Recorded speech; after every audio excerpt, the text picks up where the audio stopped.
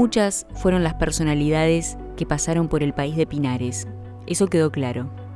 Pero hubo una persona que para Manolo fue vital, alguien que no solo fue de paso, sino que vivió allí, con él, y construyeron un hogar, un amor, su compañera de todas las horas, Mariquita.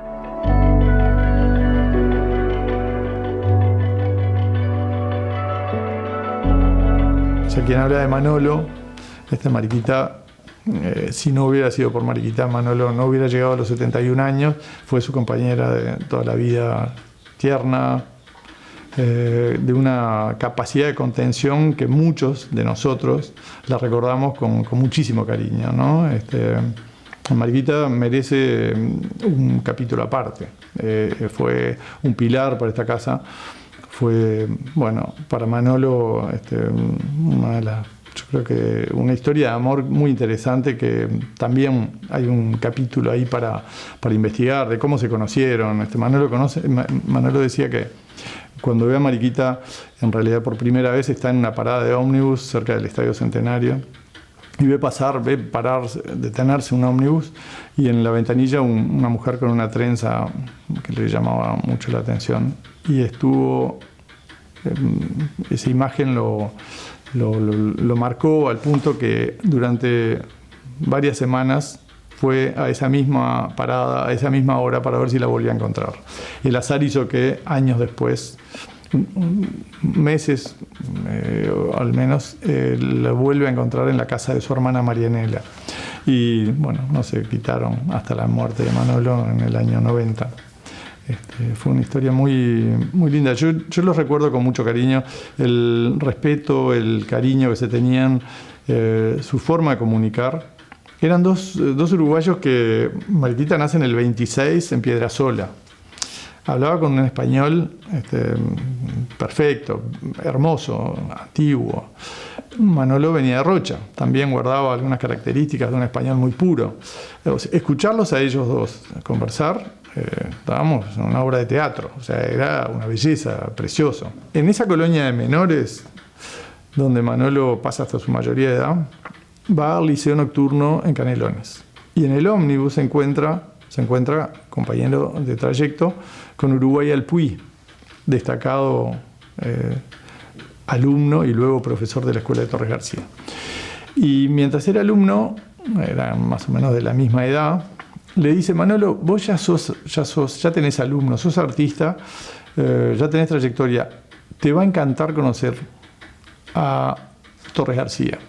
Él ya era alumno Uruguay Alpuí de Torres, y Manolo va a ver a Torres, y Torres García le hace hacer una prueba de admisión, le pone una naturaleza muerta. Manolo resuelve la naturaleza muerta, el maestro le dice: déjela por ahí en un rincón y venga la semana que viene, o dentro de 2 semanas. Cuando vuelve, Manolo le dicen que cuando veían esa obra que había quedado en ese rincón, todos sus compañeros, los destacados que ya tenían trayectoria en la escuela, lo veían y creían que era de uno de ellos. En realidad no sabían de quién era, pero le parecía que era de uno de ellos. Lo que habla del nivel cuando Manolo ya entra en la escuela de Torres, ya era un artista confirmado, que tenía su propio camino.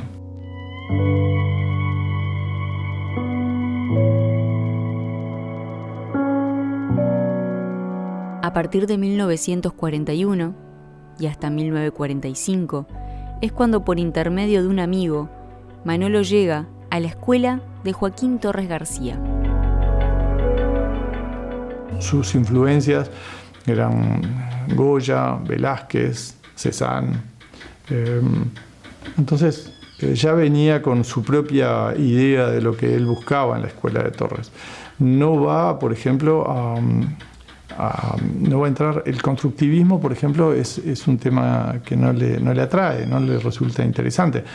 Pero sí las enseñanzas del maestro que él quiere mucho, y va a acompañarlo durante 5 años como alumno directo, ¿no? No va a integrar la Escuela de Arte Constructivo, o Al menos todavía no tenemos todos los datos, pero Manolo no adopta el constructivismo y él dice que el maestro le dijo que él le daba las bases, una regla para seguir de largo, para que eso sea una base. Y él dice, bueno, yo seguí de largo. En realidad, él tenía otras inquietudes, ¿no?, con respecto. Pero la relación con el maestro siempre fue muy, muy cercana, muy querida, por el decir de los propios alumnos, ¿no? Yo tuve la suerte de entrevistarme con Alceu Ribeiro, Edgardo, con Uruguay Alpuí, en Nueva York con Uruguay Alpuí, que lo vi 2 veces, y con Edgardo y Alceu varias otras veces en sus talleres de Palma de Mallorca y aquí. O sea, fueron ellos mismos los que hablaron de la relación que tenía con el maestro. Y entonces, bueno, Manolo luego va, como el maestro nunca, decía Manolo que no le había cobrado, nunca, y aquí también va a ser lo mismo. Nunca Manolo no le cobra a Eduardo Víctor Aedo, pero tampoco le cobra a Bernardo Berro, que era el dueño de La Onda en una época, que venía aquí y tomaba clases, pero tampoco le cobra a sus alumnos más jóvenes. Bueno, lo que yo veo es, en muchos casos, la influencia de Goya. Eso se nota. La paleta baja también es del taller Torres, pero no, sin embargo, no hay rastros de constructivismo. Es un hombre quien se acerca a la obra de Manolo, va a ver alguien que es reconocible de muy lejos.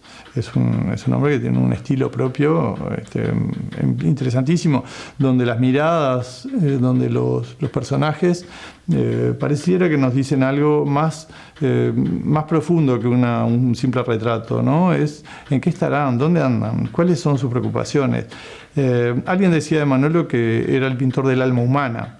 Es alguien que, como muchos artistas uruguayos, carece de investigación. Es nuestro trabajo de juntar información para poder entregarlo a algún investigador que en algún momento haga un trabajo más académico, más interesante y en profundidad sobre Manolo. Los retratos, por ejemplo, Manolo era conocido por sus paisajes.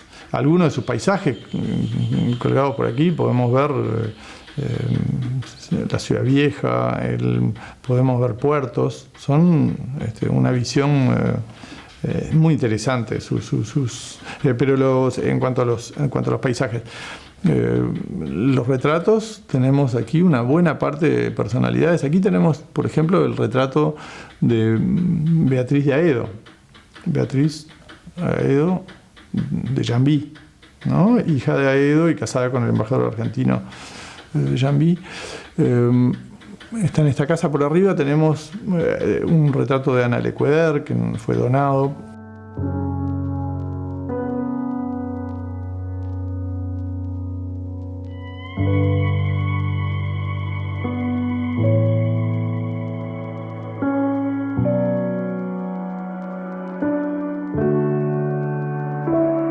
El legado de Manolo aún queda vivo en su jardín de pinares.